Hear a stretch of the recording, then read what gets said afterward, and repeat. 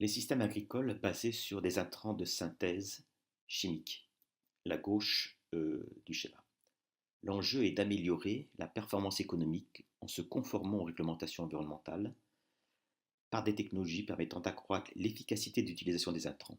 Il s'agit des technologies de l'agriculture de précision en base de capteurs dans le sol, sur les plantes, les animaux et les machines, ainsi que l'utilisation de drones ou de satellites permettant la surveillance dynamique de variables.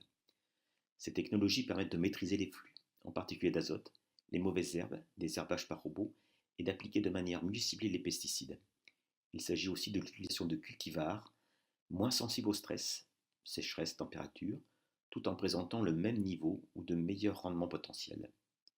Notons qu'amortir ces technologies conduit souvent à agrandir les exploitations pour des économies d'échelle. Les systèmes agricoles basés sur les intrants biologiques, le centre de la figure. Considérant la réticence de la société vis-à-vis des pesticides, mais aussi pour réduire les émissions d'azote, certains agriculteurs remplacent les intrants de synthèse par des intrants organiques, tout en conservant des systèmes de culture ou d'élevages simplifiés. Il s'agit d'une substitution. Au-delà de l'utilisation classique des engrais organiques comme substituts aux minéraux, de nouvelles pratiques liées au biocontrôle se développent. Il s'agit d'ennemis naturels des prédateurs des cultures, parfois développés industriellement, par exemple le tryptogramme du maïs, ainsi que d'autres organismes comme les azotobactères, les probiotiques, les champignons mycorhiziens et les biostimulants du sol. Ces organismes miment ce qui se passe dans certains écosystèmes naturels.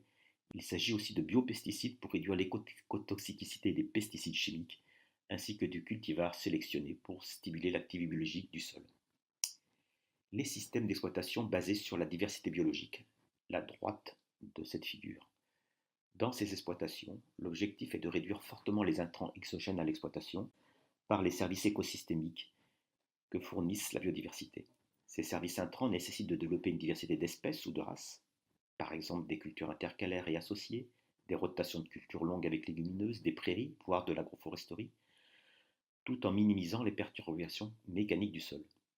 Il peut s'agir aussi de développer et gérer la biodiversité des bordures de champs, par exemple avec des bandes fleuries, et aussi au niveau du paysage, de façon à avoir une diversité de cultures et d'habitats pour respectivement réduire la sensibilité aux maladies et préserver les ennemis naturels des cultures. Lorsque ces systèmes agricoles utilisent des intrants chimiques ou biologiques pour augmenter le niveau de production au-delà de ce qui est possible par les seuls services écosystémiques, ils doivent les utiliser avec parcimonie pour ne pas réduire les avantages attendus par la biodiversité. Au sens strict, seuls ces derniers systèmes s'inscrivent dans l'agroécologie, considérés alors comme un ensemble de méthodes et de pratiques pour une agriculture respectant les ressources naturelles.